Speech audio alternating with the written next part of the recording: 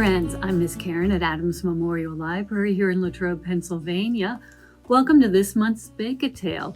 So Bake-A-Tale is a program where we have some books and a recipe for something for you to bake at home as a family, and some crafts that are kind of all connected with the stories and the recipe. And I don't know if you know that we have just started our summer reading program, the Palmer Summer Reading Program here at Adams Memorial Library.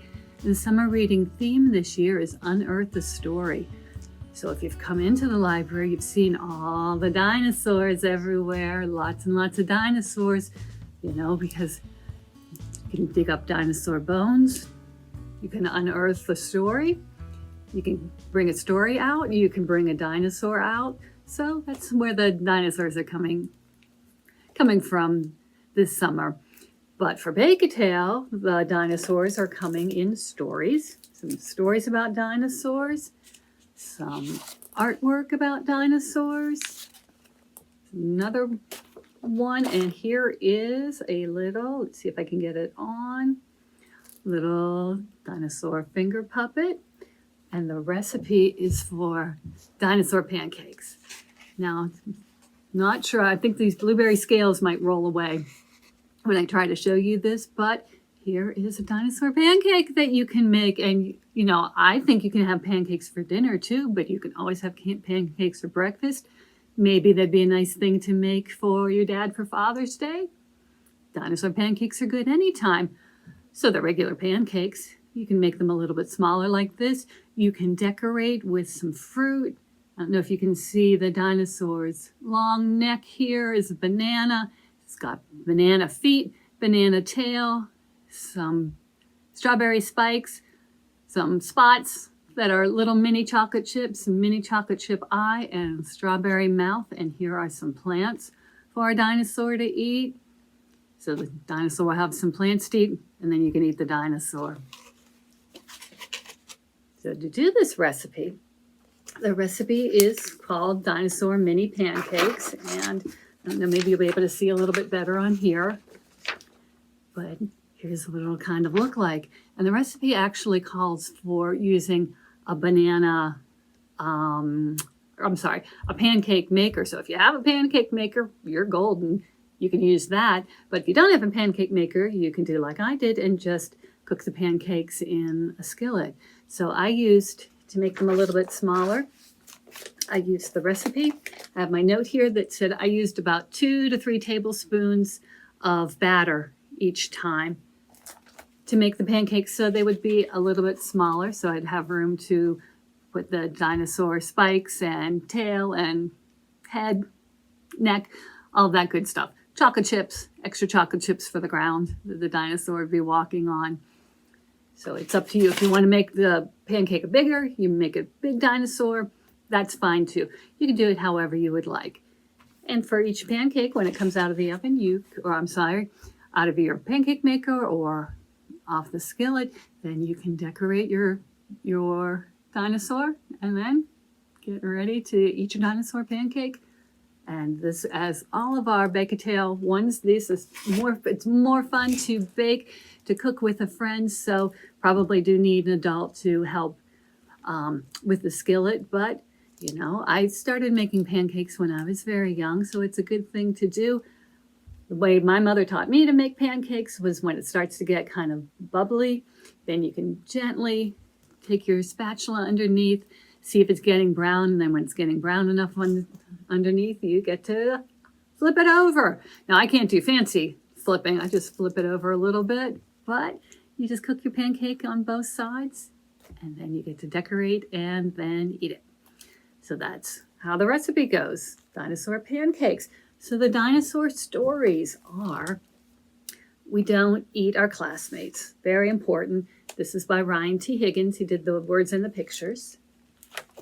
This one is about Groovy Joe, but Groovy Joe, here he is playing the guitar. He's in the story, he's got some ice cream and meets some dinosaurs too. So this is Groovy Joe, Ice Cream and Dinosaurs, which was written by Eric Litwin and illustrated by Tom Lichtenheld.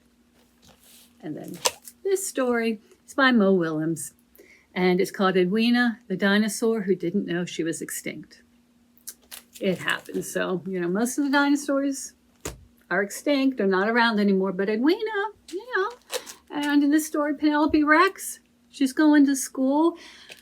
But this is the first time that when she went to school, she found out that her new classmates were children, not dinosaurs at all. Oh my goodness, she's very surprised. Who expected that?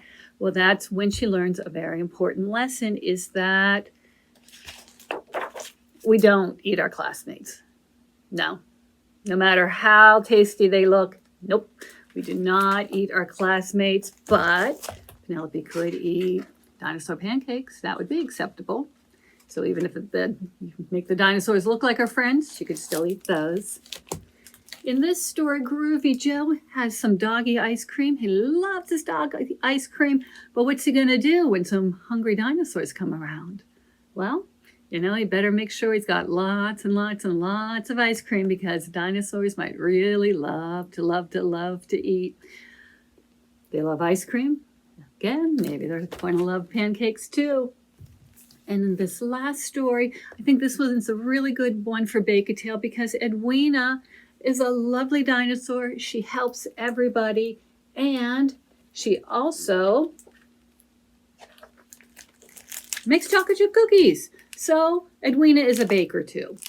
Perfect for Bake-A-Tale. She's a dinosaur and she bakes wonderful chocolate chip cookies to share with all her friends. But I bet she would like some dinosaur pancakes too. Because if you like pancakes, you like fruit, you like chocolate chips, put it all together, and then you've got your dinosaur pancakes. What for the crafts this time? To make a dinosaur puppet in your kit, which you can come and pick up in the library. We'll have them down in the children's room. You can come and pick them up. Or if you don't want to even come down, you can just pick them up through curbside service if you'd rather. But if you're coming in anyway to report summer reading, to check out more books, come on down and get a kit from the library in the children's room, and we'll have them as long as supplies last. If you're not able to come in and get one, you can always email us at kids@adamslib.org, and I can email you the recipe and the names of the books and how you can do the crafts at home. The materials will be in the kit, but if you can't come in, you can still make these at home. But for these little puppets, we'll give you some felt, two different colors of felt, so you can, if you want to make some accents for your puppet, you can.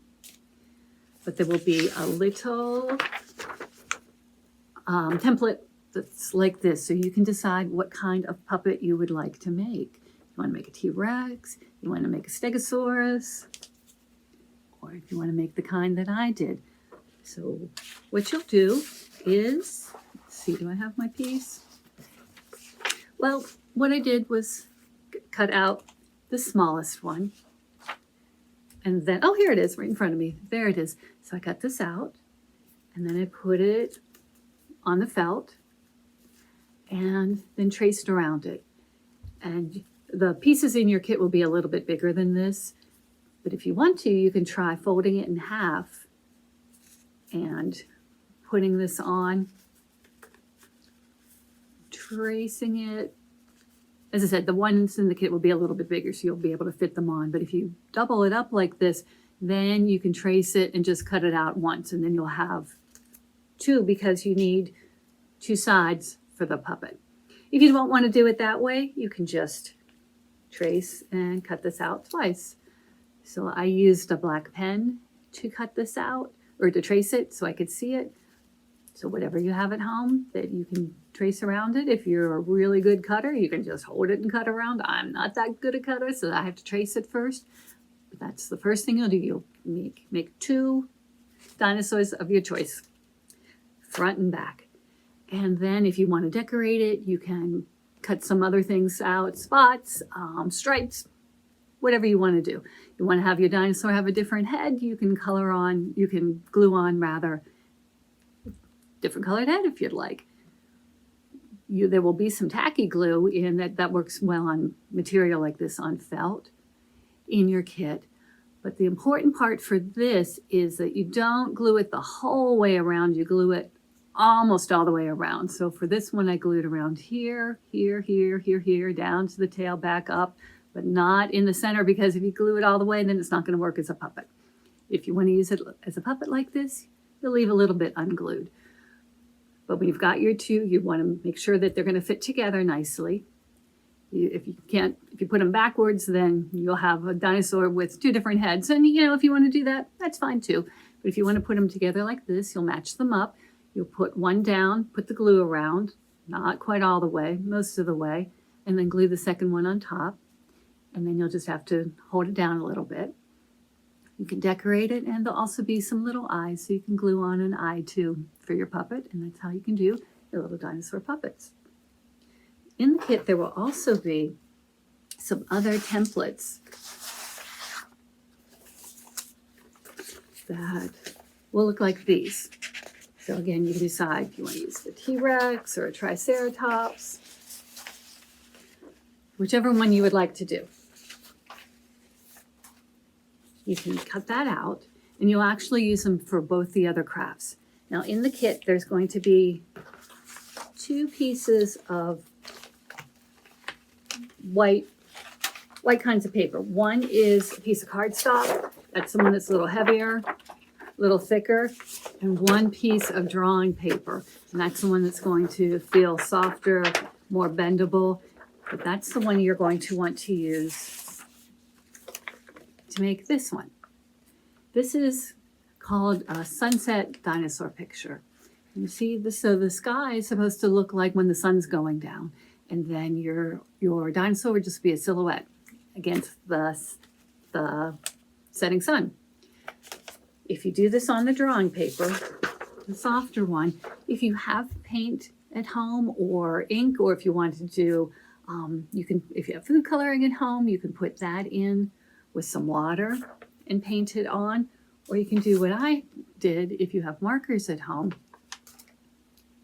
I just colored along the paper, the drawing paper, and that will sort of absorb this color a little better, and then it will allow you to blend it. So I did some purple, pink, orange, red, yellow, all different colors, and I colored over the whole paper. And then we'll put some cotton balls in your kit too. You can dip those in water and then gently put it over the paper. You don't want it to be too wet in any place, but you want to get all of your marker or your ink or whatever you used to be damp enough to sort of blend a little bit. It's almost like it's melting. You can see it where it's just, when it gets wet, it just sort of runs into the next color, and it'll give it this effect where your sky's all blended together. So once you've done that, you can let it dry and take the black construction paper that will be in your kit, and you can decide which one of these you want to cut out. And I will just tell you that the way the copies came out on our copier, some of the longer ones, the tail doesn't quite end, so you'll just have to end the tail yourself. When you cut it out, you can just draw a little bit more tail on the end. But you'll cut this out, and then you can trace it onto the black paper. And I used a pencil, and I was able to see the outline that way.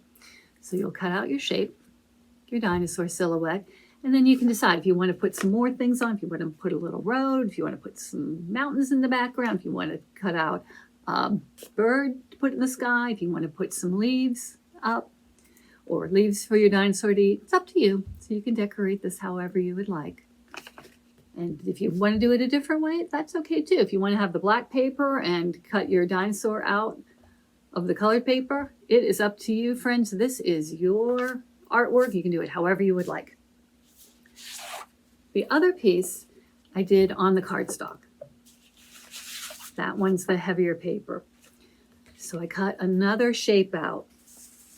Cut this one out for this, and this is a dot dinosaur. If you have paint at home, you could take a Q-tip and make little dots, or if you don't have paint at home, you can color with your crayons and make all the dots. That's what I did. So I cut out the shape, and then I decorated it with dots all over. in one color, mostly one color, different color for the eye, a little bit for the mouth. So I put dots all over this, and then I glued it onto the cardstock, and then I outlined my dinosaur shape with a different color of dots. And then I used a third color and I made dots all around for the background.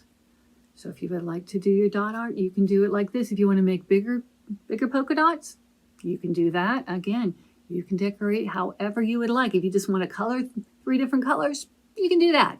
It is up to you. You do your dinosaur art however you would like. You can decorate your dinosaur pancakes however you would like. You can read these books, check them out from the library. It will count for your summer reading time. And you can do that while you're waiting for your paper to dry or your pancakes to get finished.